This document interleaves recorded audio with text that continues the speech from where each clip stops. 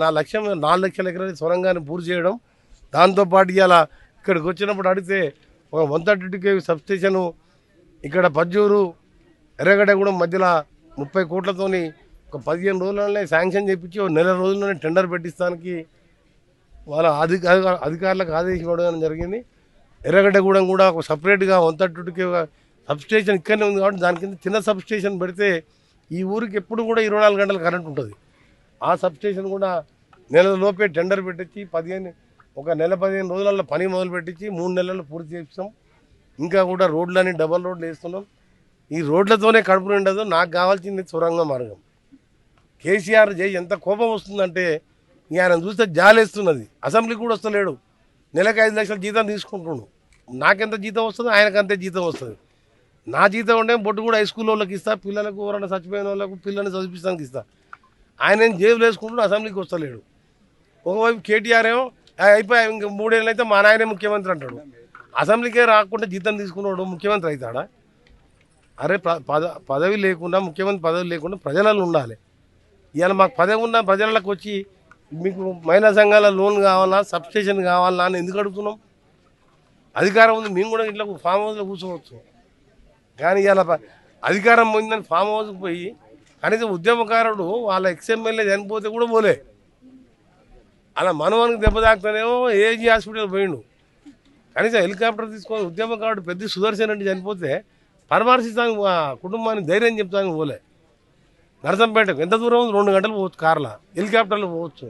ఆయన దగ్గర పైసలు లేవా? అలాంటి వ్యక్తి కాదు. ఈరోజు ఒకటే చెప్తున్నాం, ఇలా గ్రామసభలో ప్రజలందరూ కరువుతో ఇబ్బంది ఉండడం, ధైర్యంగా ఉండండి.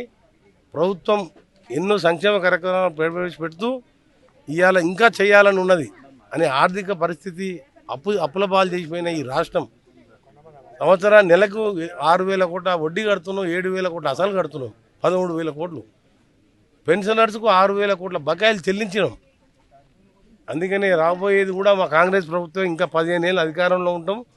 ఈ ప్రాజెక్టు మాత్రం ఆగస్టులో పూర్తి చేసి 2 పంటలకు నీళ్ళు ఇస్తామని చెప్పి నల్గొండ కాన్స్టిట్యున్సీ తెలంగాణ రైతాంగానికి కూడా అండగా ఉంటూ తెలంగాణ రైతులకు కూడా ఒకటే చెప్తున్నాం. ఇవాళ తెలంగాణ రైతులకు కూడా ఒకటే చెప్తున్నాం.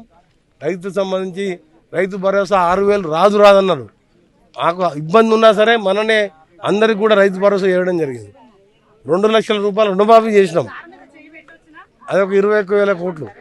అందుకనే మీ అందరికి చెప్తున్నాం, రైతు భరోసా రాదన్నారు. ఇప్పుడు ఏం మాట్లాడతారు, వాళ్ళు ఏం సమాధానం చెప్తారు?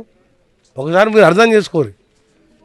అసలు సొరంగం పూర్తి చేయకుండా వదిలిపెట్టినందుకు కేసీఆర్, కేటీఆర్, హరీష్ రావు ఇరిగేషన్ మంత్రిగా క్షమాపణ చెప్పాలి. ఆయన చేసుకొని కూర్చుంటాను. ఆయన ఒక్కసారి కూడా ఇరిగేషన్ మినిస్టర్ రాలే, కేసీఆర్ రాలే. ఆయన చేసిన పాపంతో ఇవాళ సొరంగం వదిలిపెట్టినందుకు ఇవాళ మేము అనుభవిస్తున్నాం. మా కాన్స్టిట్యున్సీలో ఇవాళ సొరంగం పూర్తయితే ఈ కరువులో కూడా మాకు పంటలు వేసుకునే వాళ్ళం. దీనికి అందుకనే నల్గొండ జిల్లా ప్రజలు శిక్షించి 11 స్థానాలు 50,000 పైన మెజార్టీతో, 2 ఎంపీ స్థానాలు లక్షల మెజార్టీతో గెలిపించారు. ఇవాళ వాళ్ళు ఒక్క పైన చేసిన నల్గొండలో వాళ్ళకు ఒకటే సీటు 2,000తో గెలిచినారు. అదే శిక్ష విధించారు. మళ్ళీ వచ్చే ఎన్నికలు ఎప్పుడు కూడా కాంగ్రెస్ పార్టీ నల్గొండలో ఉండనే ఉండదు, తెలంగాణలో ఉండదు ఆ party. TRS party Congress party ఒకటే ఉంటుంది, టీఆర్ఎస్ పార్టీ ఉండదు.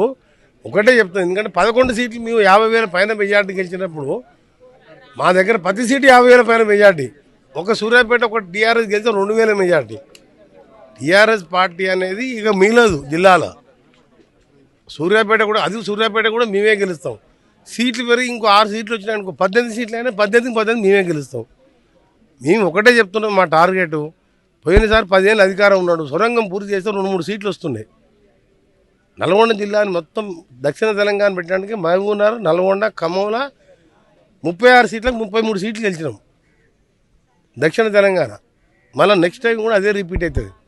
ఆయన అధికారంలో ఉండి ఎంతసేపు కాళేశ్వరం, మల్లన్న సాగర్ అన్నారు కాబట్టి కాంగ్రెస్ పార్టీని ఇలా గెలిపించి టీఆర్ఎస్ 10 ఏళ్ళు మా నల్గొండ జిల్లా వెనుకబడేసింది, మా సొరంగాన్ని పట్టించుకోలేదని కోపంతోనే అన్ని ఓడగొట్టినారు. వచ్చేది కూడా కాంగ్రెస్ ప్రభుత్వమే.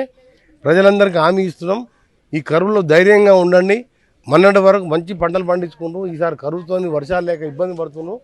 అయినా కానీ దేవుణ్ణి కోరుతున్నాం ఒకటే, ఈ కాలంలో వర్షాలు వస్తే కానీ వేసిన 6 తడి పంటలైనా వేసిన కొన్ని ఎకరాల 10% అయినా ఒడ్లు పండించుకోకుండా అని చెప్పి భగవంతుని భాషిస్తూ వర్షాలు పడాలని కోరుతున్నాం.